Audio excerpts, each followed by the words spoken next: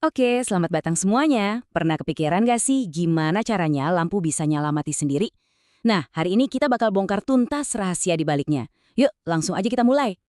Pasti pernah kan masuk ruangan gelap, terus tangannya gerasak-gresuk nyari saklar. Nah, itu masalah klasik banget. Tapi ternyata solusinya itu cerdas dan lumayan simpel. Coba deh bayangin, ada lampu yang seolah-olah bisa mikir sendiri, dia tahu kapan kita butuh cahaya. Nah, itulah inti dari proyek keren yang akan kita bedah bareng-bareng hari ini. Oke, jadi gimana sih konsepnya?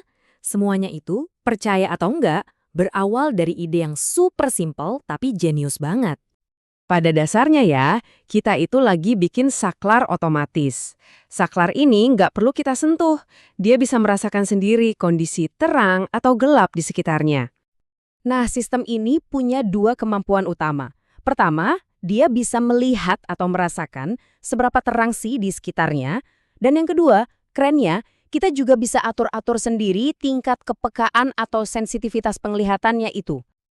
Sekarang, yuk kita kenalan sama para pemain utama di proyek ini. Kita bakal lihat satu persatu komponen-komponen yang jadi pondasi dari lampu pintar kita ini. Inilah dia tim inti kita. Ada microcontroller ESP32, LDR, potensiometer, modul relay, dan beberapa komponen pendukung lainnya. Masing-masing punya tugasnya sendiri-sendiri, dan kita akan lihat gimana mereka semua bekerja sama. Oke, kita mulai dari dua komponen ini. Yang di kiri itu LDR, anggap aja ini mata elektroniknya, rangkaian kita. Nah, yang di kanan itu potensiometer. Ini tuh kayak tombol putar buat ngatur seberapa sensitif si mata tadi sama cahaya. Mau dia peka banget atau agak santai, kita yang atur di sini. Selanjutnya, kita punya ISP32. Ini adalah otak dari semuanya, yang tugasnya mikir dan ngambil keputusan.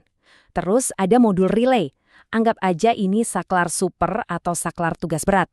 Kenapa? Karena relay inilah yang aman buat nyalain dan matiin lampu, yang pakai listrik tegangan tinggi, semua atas perintah dari si otak. Oke, semua komponennya udah siap, terus gimana cara nyambunginnya? Gampangnya, kita ini udah lagi ngebangun semacam jalan raya, biar informasi dan listrik bisa ngalir lancar dari satu komponen ke komponen lain. Dan inilah dia, peta jalan rayanya. Diagram ini nunjukin gimana si otak, mata, dan saklar super yang tadi kita bahas, semuanya terhubung jadi satu kesatuan sistem yang utuh. Kelihatan kan alurnya? Tapi tunggu dulu. Ada satu bagian yang harus kita perhatikan ekstra hati-hati. Nah, bagian yang nyambung ke lampu ini, dia pakai listrik AC tegangan tinggi dari colokan rumah kita. Dan ini sama sekali nggak boleh dianggap remeh. Ini adalah pengingat yang super penting langsung dari materi aslinya. Intinya, keselamatan nomor 1. Pastikan dan pastikan lagi, semua sambungan kabel udah bener 100% sebelum dicolokin ke listrik 220 volt. Oke, hardware-nya udah beres dirakit. Tapi tanpa instruksi, semua ini cuma jadi pajangan. Nah, disinilah peran kode. Kode inilah yang jadi jiwanya, yang bakal ngasih tahu si otak apa yang harus dilakuin. Sebelum kita intip kodenya, kita pahami dulu cara berpikirnya. Prosesnya itu sebenarnya simpel banget, cuma 4 langkah. Pertama, baca kondisi cahaya dari sensor. Kedua, baca setelan sensitivitas dari tombol putar kita. Ketiga, bandingkan kedua nilai itu. Terakhir, putuskan, nyalain atau matiin lampunya. Itu aja.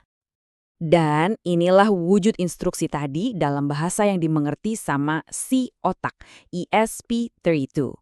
Mungkin kelihatannya kayak tulisan alien ya buat sebagian orang, tapi sebenarnya inti dari semua ini cuma ada di satu baris perintah kunci. Nah, ini dia. Baris perintah if atau jika inilah jantung dari seluruh program. Disinilah momen ahanya saat si otak benar-benar mengambil keputusan. Kalau kita terjemahin ke bahasa manusia, jadinya gini. Jika tingkat cahaya di sekitar itu lebih gelap atau sama dengan batas yang kita atur, maka nyalakan lampunya. Sebaliknya, kalau lebih terang, ya udah biarin aja lampunya mati. Simpel dan logis banget kan? Sekarang bagian yang paling seru nih, waktunya pembuktian.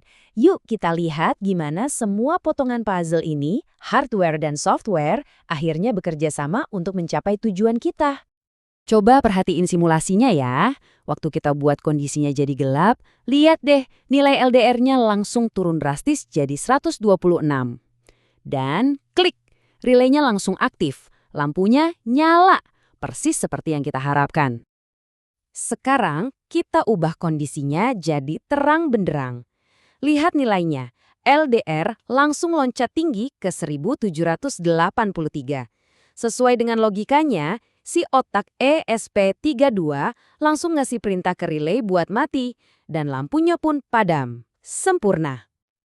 Jadi, kalau kita rangkum, perilakunya udah jelas banget dan bisa diprediksi. Kalau lingkungannya terang, lampunya mati. Kalau mulai redup atau gelap, lampunya nyala. Misi kita berhasil. Dan inilah dia penampakan dari dunia nyata. Dari sekedar ide di kepala, jadi simulasi di komputer, sampai akhirnya jadi sebuah rangkaian fisik yang beneran berfungsi.